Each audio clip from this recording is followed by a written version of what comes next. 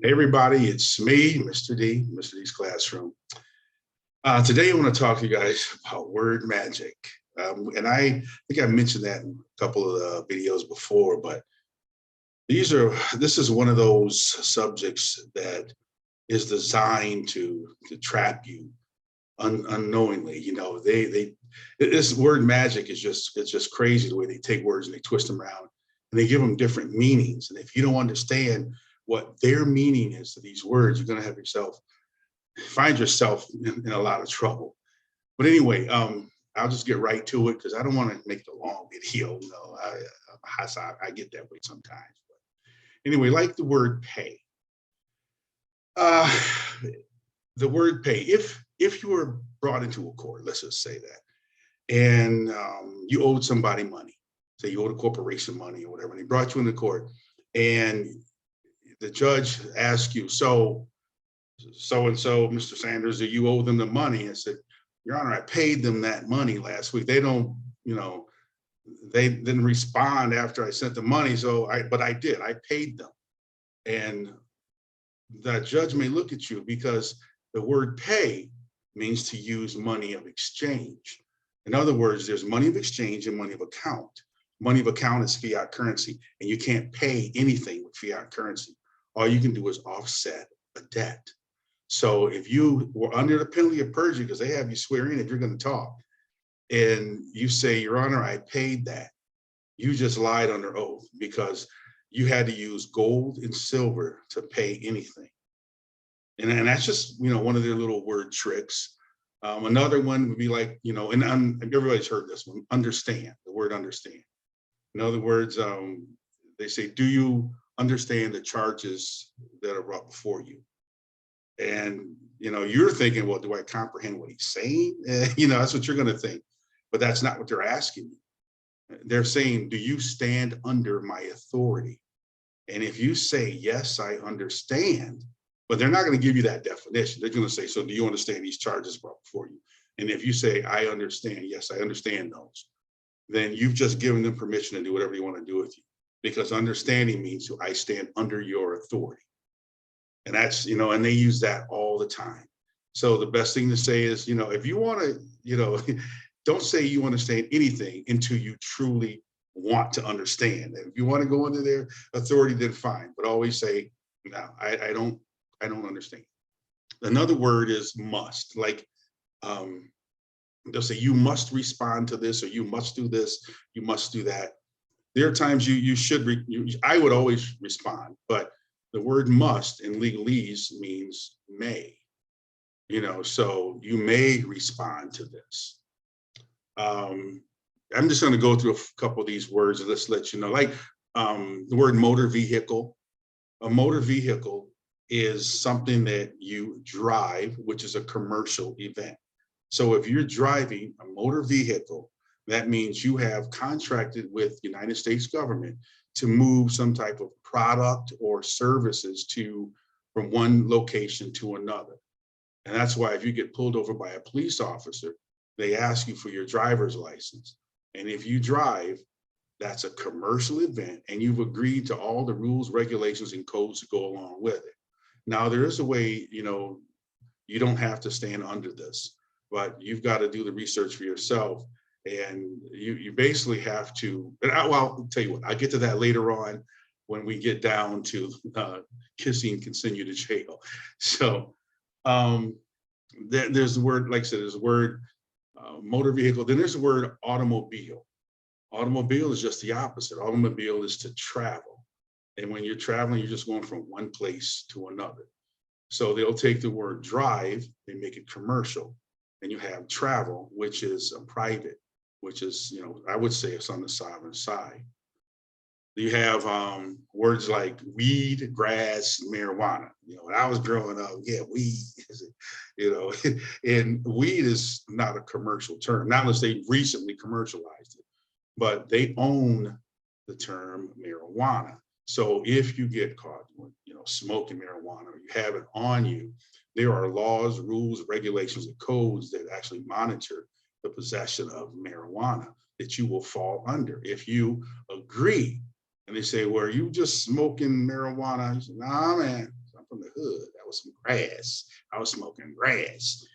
But then again, they may try to steamroll you anyway, but there is a difference. So just I want you to keep that in mind. Another thing, person, if I were to say, man, that's a good person, I like that person.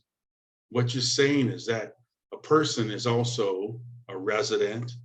It means individual. It means corporation. Yeah, corporations are persons. It means entity or human being. Now, this last one, human being, that is one interesting phrase. So if you were to go, you may have to look it up in a legal dictionary, but try just Google definition of human being. And more than likely, it's going to come up and say monster. A human being is a monster. So we're referred to as human beings all the time. And basically, it says you are born a human by birth, but you resemble a lower animal. And that's just how they look at it. It's kind of crazy that they see us this way. But these are, once you understand these words and how they play this game, because they just drop these words all over inside this United States corporate board game that we're playing. And you got to understand the terminology. When you get that under your belt, again, I always say, you change your life with those, with this type of understanding. But there's one, you can go to jail for the word kissing. Now, and I got a little scenario I'm going to put together for you guys. So it kind of help you really look at how this game is played. So let's say I have a town and it's called Danaville. That's right. That's my own town. I write all the rules. Everything goes what I say. So you can come to my town and be all crazy if you want to, but I'll lock you up, just like the brothers used to get locked up. But anyway, so we're in Danaville. And in my town, kissing in public is illegal. So let's say you're just walking around town having a good time. You're downtown and looking at all antiques and shit like that. And all of a sudden you put your arm around your girl, or the girl puts her arm around a guy, and you give a little kiss. Hey, I saw that. And you get fined. It's either fine as $5,000 or 5 years in jail. Now I ain't gonna hit you with 5 years. I say a year in jail. So, and you say, well, you mean it's illegal to not confront you? It's illegal to kiss in public? I say, yeah, Danaville, it's illegal to do that. So now you owe me, I want my money. You got to pay up. And then you get smart. Oh, no. We weren't, excuse me. I just had a call come in real quick. I gotta settle that. Anyway, you say, no, we weren't kissing. We were smooching. And see, I don't have a code or rules or regulations for that. I have the one for kissing. So I got to get you guys to admit that you were kissing. So I had one of my cops come over and give you a ticket and say, well, this is just here, sign this. Just, you got to show up at least, talk to the court about this, and, we'll try to work things out that way. But on the ticket, it'll say you were kissing in public. And once you sign that, you just agreed to it. And now I got you. He ain't going nowhere. But anyway, that's kind of how this system works.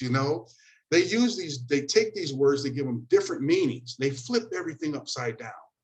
And the best thing you can do is to start looking at Black law dictionaries or start studying the words, because usually if the government says something, it's the opposite way. And I had to learn that, growing up as a brother in this country. I mean, I had my share of trouble, but I started to realize, I'm saying, they tricky, man. When we grew up, we couldn't trust them because we saw what they really did. We saw how they would take the laws or rules or their regulations, whatever, and flip them around on us, and say, and admit things into the court that we never did or never said. So anyway, I just kind of wanted to run this past you guys.